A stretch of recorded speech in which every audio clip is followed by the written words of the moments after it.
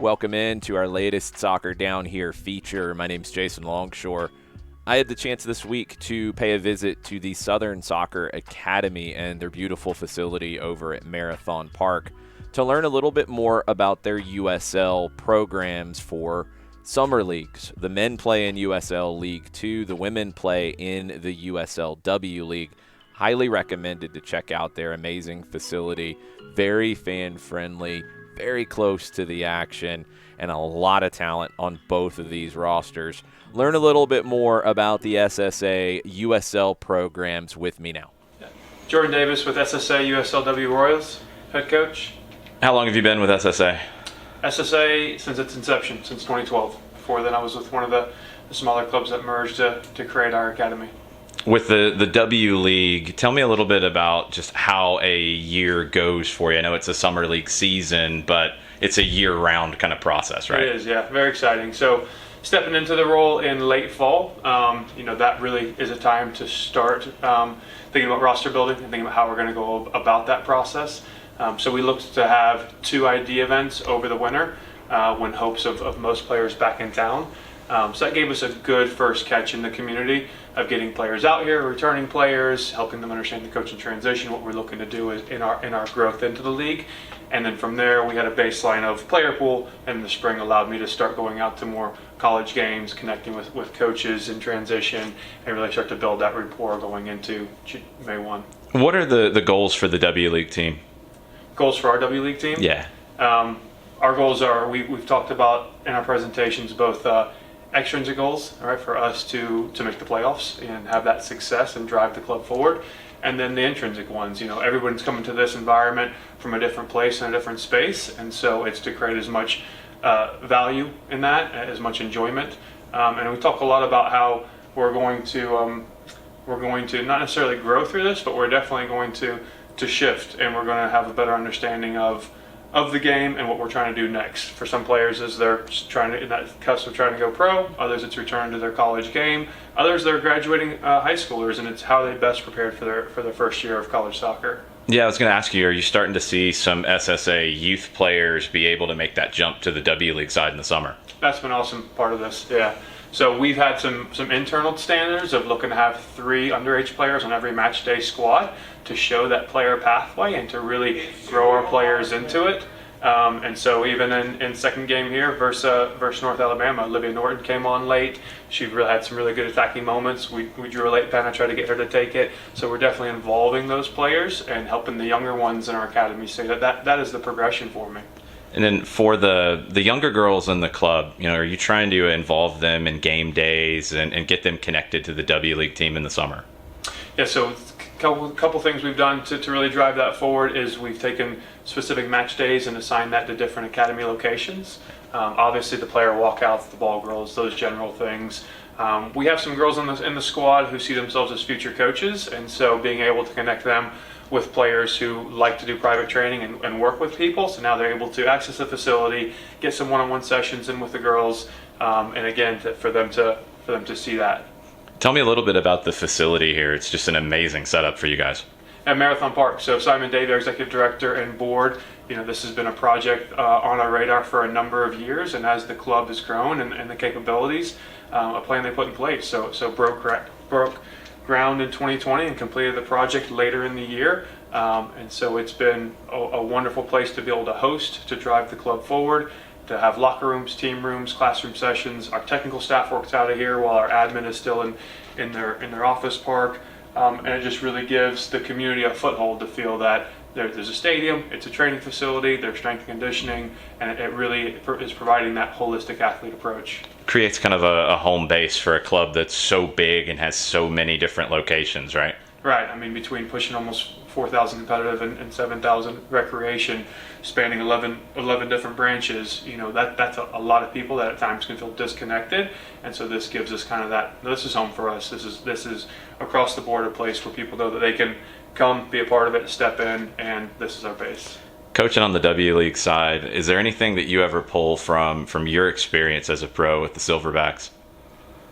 Oh, 100%. I think those experiences really helped me in the player perspective of what they're wanting to get out of it. It is very personal, but then also that team concept. I think at times, whether it was the Silverbacks or in their environments, because I played a lot of these summer leagues through whether it was the NPSL or PDL back in the day, and so I knew my objectives for the summer, and so from this perspective now, I'm trying to really be transparent with the players and help them understand as far as I want everyone to achieve their goals for the summer, but also I need to know what those are. So each person has had to submit what they want to get out of this, and not for us as staff just to assume.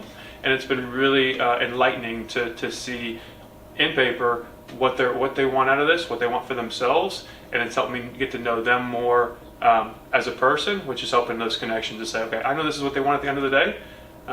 For instance, Rachel Jones, right? She's be with us until mid-June, and then I know from there she goes into camp with her national team, hoping to prep for the World Cup. That's a fantastic goal that we all want to support, and if she achieves that, all the better for all of us. If a player I know they're trying to have a good first college preseason, how do we make sure their speed of play, their tempo, they understand what it's like to be in a 30-man squad where you might not get picked for the top 18? How are we maturing those players so that they're prepared for that?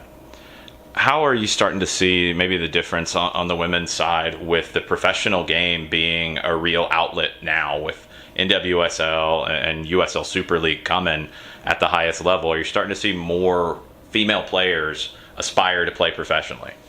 I think so. I like even with my youth players in preseason when I talk about the goals and they have to submit their own objectives. For ones who say I want to be in the national team, I want to play pro, I want to look to go in Europe.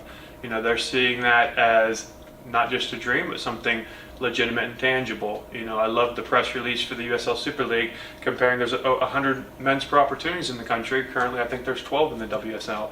So with the Super League coming in and providing that tiered platform, it's exciting. I spent the weekend, I was in Charlotte, North Carolina, and seeing their growth with independence and stepping into the Super League and the buzz that community gets, and for more of our players to say, you know what, whether it's Atlanta, whether it's Charlotte, there's going to be opportunity. I just have to keep my foot in the door. For you, looking ahead, whether it's SSA, whether it's the W League team here specifically, or just kind of the game around the Southeast, what are some of those next big steps that you expect to see between now and a World Cup in 26 on the men's side and maybe a Women's World Cup in 27? Mm-hmm. Who knows? I love the fact of pursue passions and good things come, and none of us would have guessed a decade ago what Atlanta United would have become. So I think just working along with other people who are ambitious and love the game, and there's a lot of funding and there's a lot of opportunity, and it's getting the right people together and seeing what they choose to do and then how that support comes. Thanks to Jordan Davis of the SSA Royals of the USL W League. Let's get to know the men's side of the Southern Soccer Academy USL section of the club, the SSA Kings of USL League 2.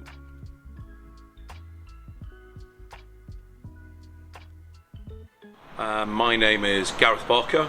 I'm the head coach for the men's USL 2, and I'm also the sporting director for the USL program, overseeing the structure and implementation of our USL program, which encompasses USL 2, USL W, and the two respective academies for those programs. And this is your first year on the USL 2 side?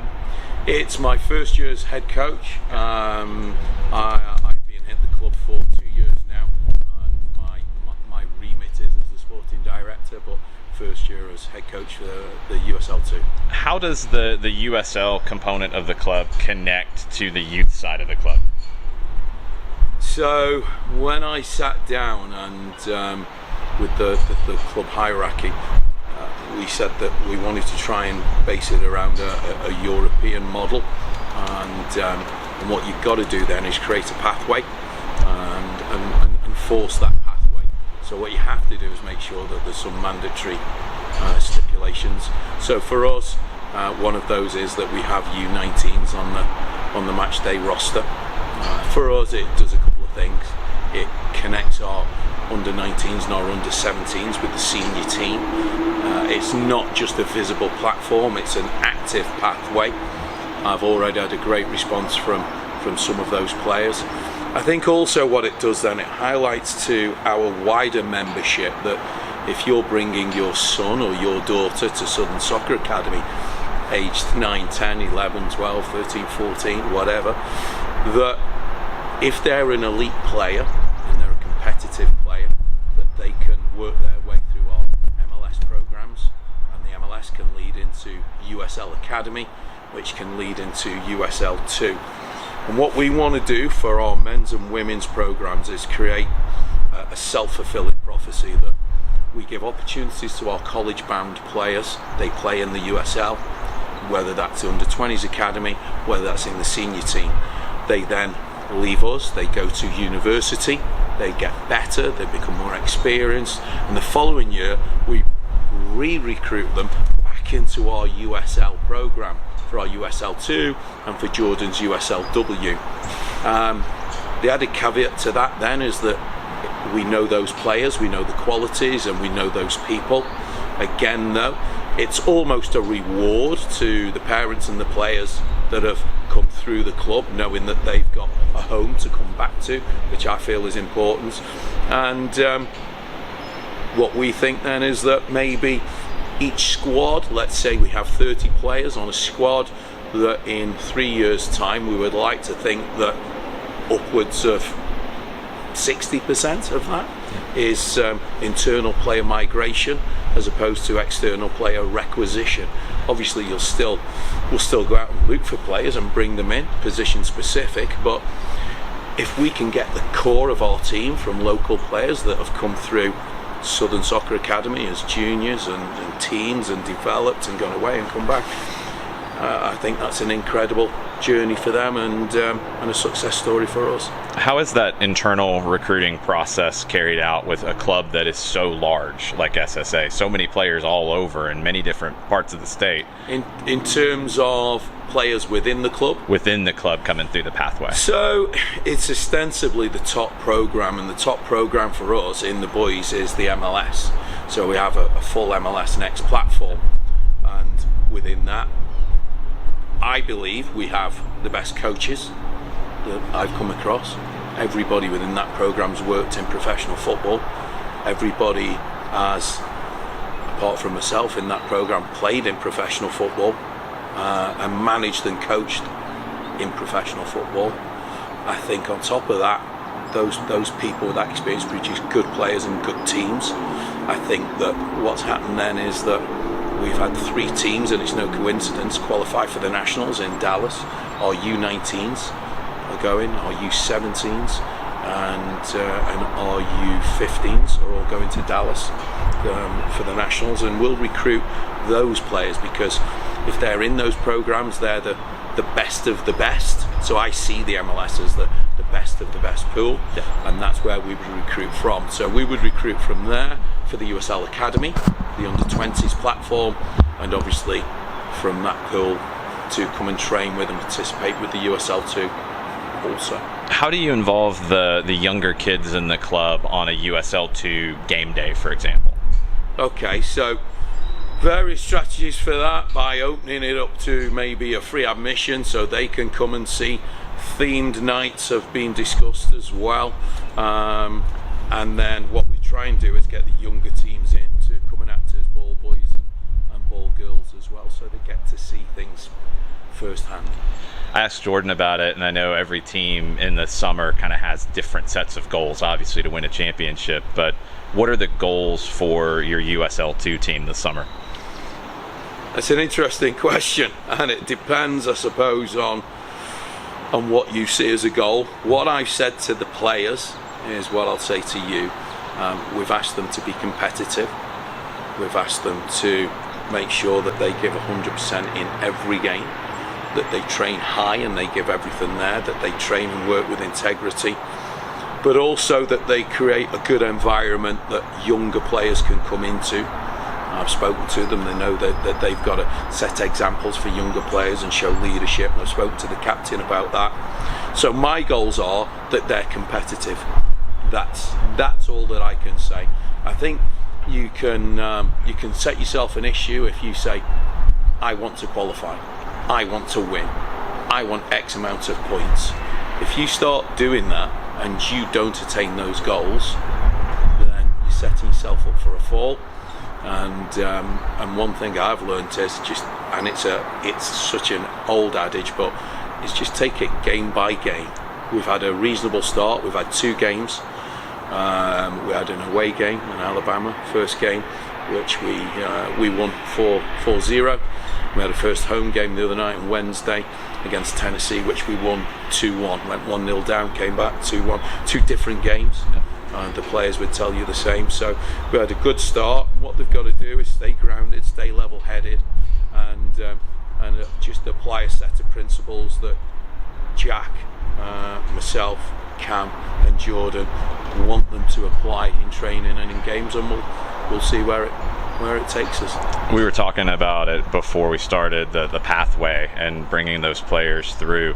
You have youth players as part of your game day squads, right? Yes. And how does that work? Is it kind of just coming through players that you identify that are ready for that next step? Do you have a certain number of players that are on every match day? How does that process go? So the players, again, are the ones that, for me, that I see week in, week out.